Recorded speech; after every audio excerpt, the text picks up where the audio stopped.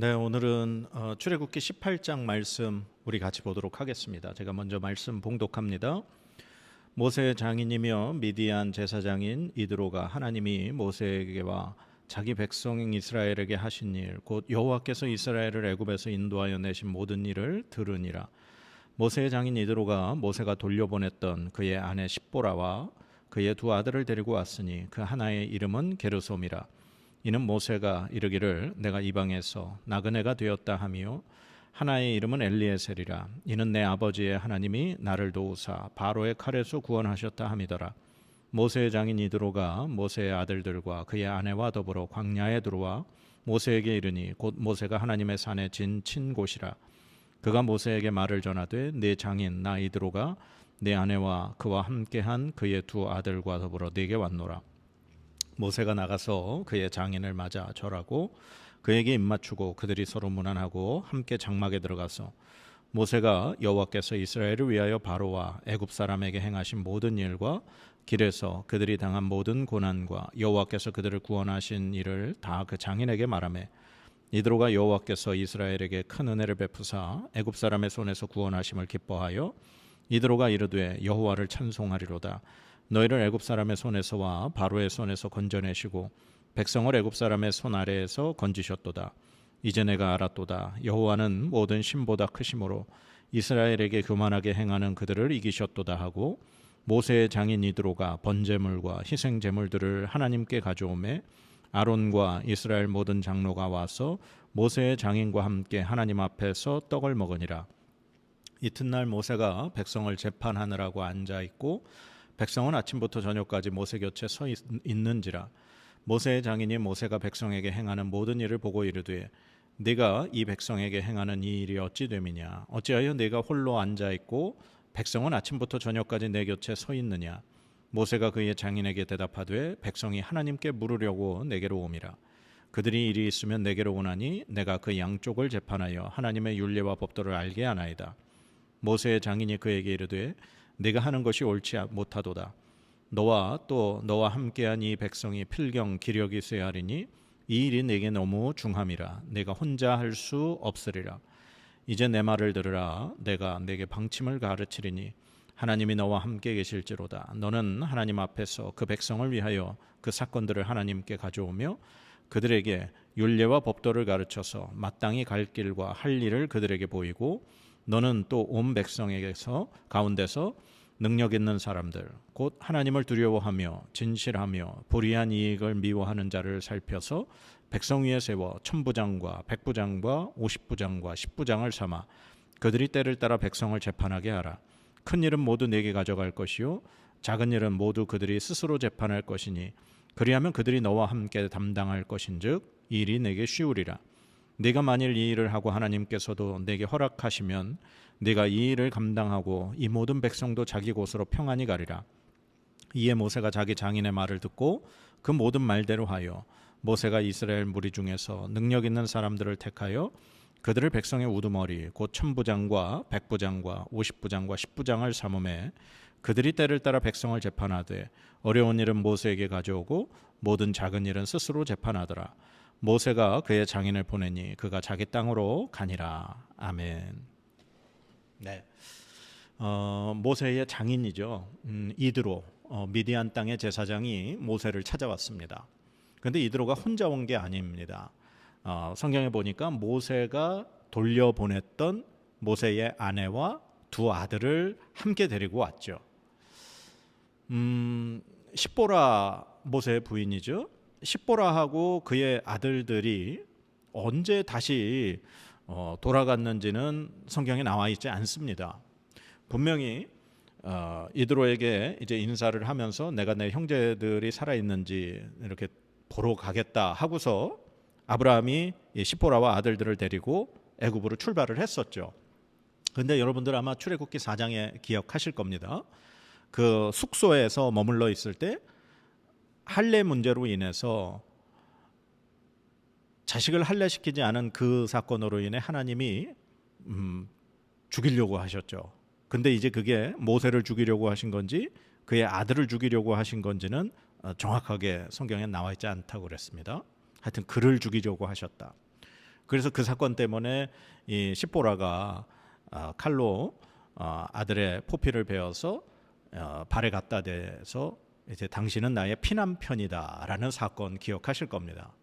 그래서 저 개인적인 생각으로는 아마 이 숙소에서 그 죽이려고 하셨던 하나님이 죽이려고 하셨던 그 사건 때문에 그 아들을 할례하고 피난편이라고 한 그 일로 인해 모세가 아마 십보라와 두 아들을 그때 이드로에게 다시 돌려보내지 않았나. 그리고 이제 모세 혼자 애굽에 가서 이제 아론을 만나고 출애굽을 시킨 것이 아닌가 생각을 해봅니다.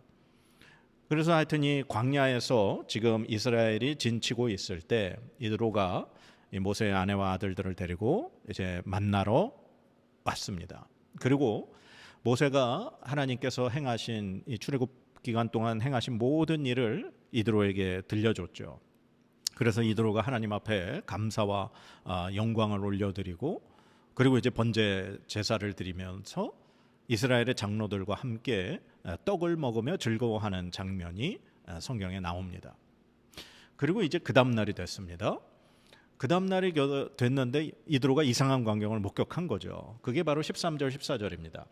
이튿날 모세가 백성을 재판하느라고 앉아있고 백성은 아침부터 저녁까지 모세 곁에 서 있는지라 모세의 장인이 모세가 백성에게 행하는 모든 일을 보고 이르되 내가 이 백성에게 행하는 이 일이 어찌 됨이냐 어찌하여 네가 홀로 앉아있고 백성은 아침부터 저녁까지 내 곁에 서 있느냐. 모세는 앉아있고 이스라엘의 모든 백성들이 모세 곁에 둘러서 있고 줄 서 있는 모습을 본 거죠. 그게 뭐 하는 거였습니까? 사람들이 문제가 있는 것을 모세에게 가지고 와서 모세가 그들 중에 누가 잘잘못이 있는지를 재판하는 것이었습니다. 혹은 하나님께 물으려고 하나님의 뜻을 물으려고 모세를 찾아온 백성들이었던 것이죠. 그때 이제 이드로가 그렇게 하는 것이 모세에게도 그리고 백성들에게도 좋지 않다라고 생각을 했고 그렇게 이야기하죠. 그러면서 한 가지 제안을 합니다. 첫 번째는 백성에게 이스라엘 백성 전체에게 율례와 법도를 가르쳐서 행해야 할 것을 먼저 알게 하라는 거죠. 그리고 두 번째는 백성 중에서 능력 있는 사람, 그 능력 있는 사람이라는 사람이 어떤 사람이냐? 하나님을 두려워하고 진실하고 불의한 이익을 미워하는 자를 살펴서 그 사람들을 뽑아 백성의 지도자로 세우라는 겁니다. 그래서 1000부장, 100부장, 50부장, 10부장 이렇게 세우라는 거죠. 그래서 큰 어렵고 이렇게 판단하기 힘든 그런 일은 모세에게 직접 가져와서 재판을 하지만 나머지 작은 일들은 그들 스스로가 재판할 수 있도록 그리고 세운 이 지도자들이 재판할 수 있도록 하면 일이 훨씬 수월해질 거라는 이야기를 합니다. 이드로가 이렇게 이 제안을 한 이유는 17절 18절에 이렇게 되어 있습니다. 모세의 장인이 그에게 이르되 네가 하는 것이 옳지 못하도다. 너와 또 너와 함께한 이 백성이 필경 기력이 쇠하리니 이 일이 내게 너무 중함이라 네가 혼자 할 수 없으리라. 이렇게 되어 있는 거죠. 그러니까 모세한테도 힘들고 그 지금 순서를 기다리면서 하루 종일 모세 곁에 있는 백성들도 힘들고 지치고 그러니까 둘 다에게 마이너스라는 이야기입니다. 그래서 이러한 율례와 이 법도를 모든 백성에게 가르치고 이 지도자를 세워서 모세를 도와 협력할 수 있게 하는 일, 이게 굉장히 참 지혜롭고 필요한 방법이었다라고 하는 거죠. 우리가 그 사도행전 6장에 보면은요, 이 처음에 예루살렘에 이제 오순절날 성령 하나님이 임하시고 그곳에서 이제 모인 무리 한 120명 되는 사람들, 제자들이, 성도들이 성령의 임하심을 받았죠. 그러면서 탄생한 예루살렘 교회가 있습니다. 막 교회가 막 복음이 전파되고 수많은 사람들이 회개하고 세례를 받고 막 그러면서 많은 사람들이 자기의 재산을 교회의 사도들에게 드리면서 가난한 자들을 도울 수 있도록 그런 일이 막 벌어졌죠. 그런데 사도행전 6장에 문제가 생겼습니다. 이 헬라파 이 유대인의 과부들이 이 히브리파 유대인의 과부들 구제에서 자꾸 빠지는 그 문제가 발생한 거죠. 그러니까 사도들이, 이 12명의 사도들이 이 구제하는 일도 담당을 하고 기도와 말씀 전하는 일도 감당을 하면서 너무나 중과한 이 과중한 일을 저지르다 하다 보니 그러한 실수가 발생을 한 겁니다. 그래서 문제가 생겼던 거죠. 그래서 그때 이제 사도들이 7명의 일꾼을 세우죠. 그래서 이 구제의 일은 그 7명의 일꾼들에게 맡기고 이 사도들은 온전히 기도하고 말씀 전하는 일에만 힘쓰기로 그렇게 했을 때 교회가 편안하고 안정을 되찾게 됐습니다.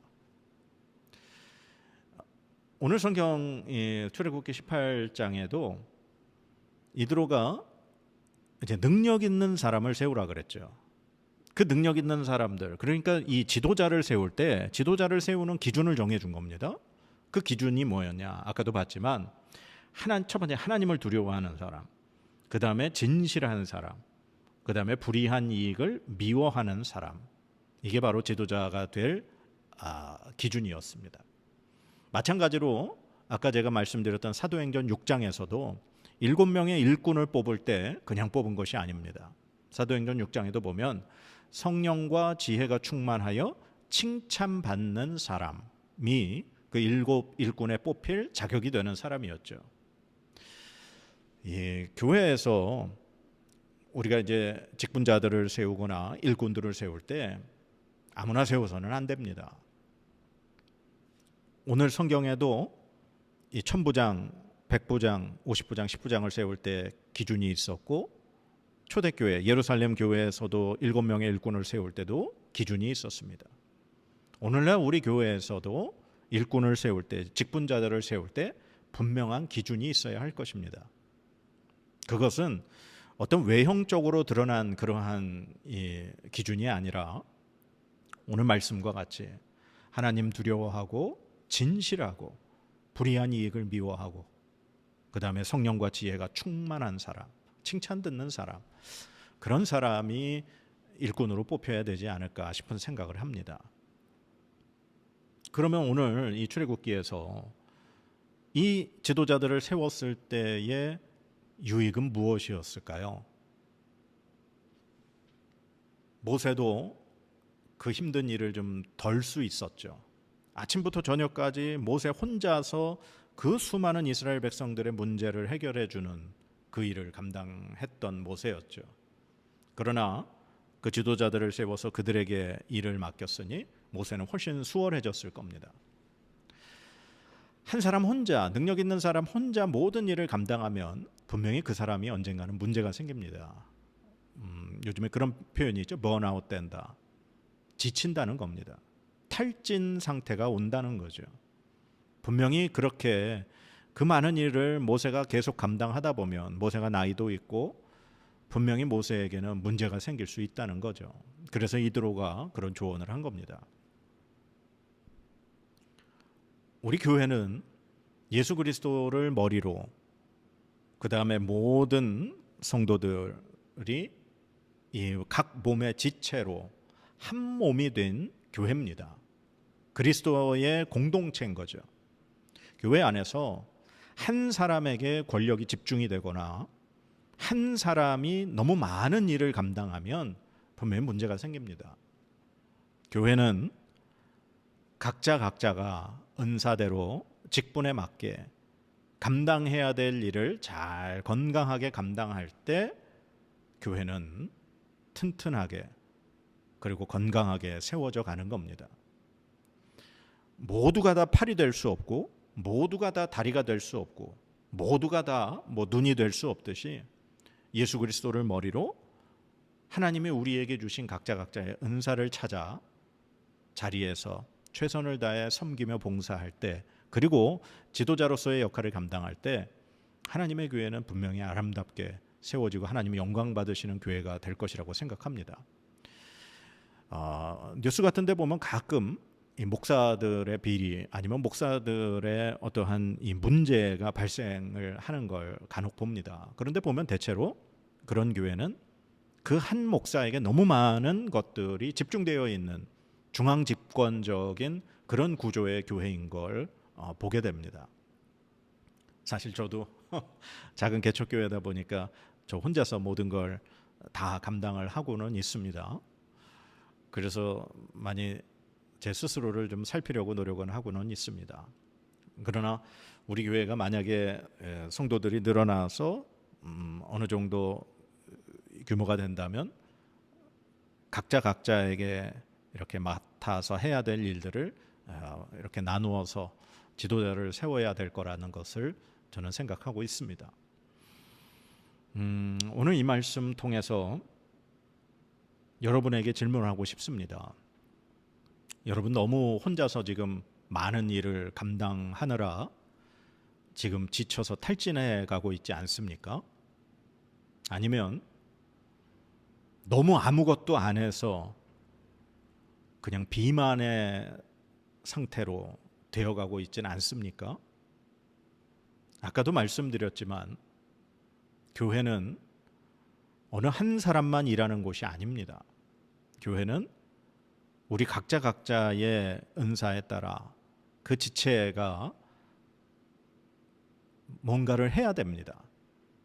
사람은 적당한 활동을 해야 건강을 유지할 수 있습니다. 마찬가지로 교회도 누구 한 사람에게만 일이 집중되거나 어떤 힘이 집중되거나 권력이 집중되면 분명히 그것은 건강한 공동체는 아닙니다. 각자가 은사에 맞게, 그리고 교회에서 세워야 될 만한 자격을 갖춘 일꾼들, 지도자들을 세워서 그들의 또한 지도력이 잘 발휘될 수 있고, 또 각자가 또 이 그리스도의 교회의 몸의 지체로서의 역할을 감당해야 할 때 우리는 건강한 그리스도인, 건강한 교회, 건강한 공동체가 될 줄로 믿습니다. 오늘 이 출애굽기 18장에 이렇게 아름답게 세워지는 일꾼들과 건강하게 이제 자리 잡아가는 이 공동체의 모습을 통해 우리 교회가, 우리의 공동체가 정말 하나님 기뻐하시고 영광 받으시는 아름다운 그러한 교회 공동체들로 세워져 가기를 주님의 이름으로 축복합니다. 기도하겠습니다. 하나님, 우리는 혼자 모든 일을 감당할 수 없습니다. 하나님, 그리고 또한 나는 아무것도 안 하고 건강해지기를 바랄 수는 없습니다. 하나님, 우리가 하나님의 나라를 위하여, 하나님의 교회를 위하여 각자 맡겨진 자리에서 은사에 따라 교회를 잘 세워갈 수 있는 일꾼으로 서게 하여 주시옵소서.